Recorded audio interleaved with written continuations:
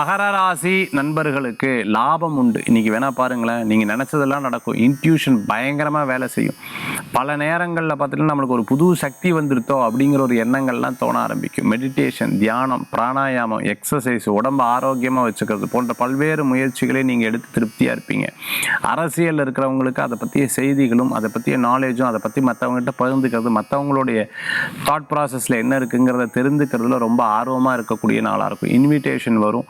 கூப்பிடாதவங்க இவங்க எப்பவுமே கூப்பிட்டு வான்னு சொன்னாலும் நம்ம போக மாட்டோம். இவங்க என்னடா ஒரு மெசேஜ் அனுப்பிச்சாங்க, இவங்களுடைய கல்யாணத்துக்கு போகிறாங்க, இவங்களுடைய ரிசப்ஷன் போகிறாங்கன்னு பல பேர் உங்களை பார்த்து அப்படியே யோசிப்பாங்க.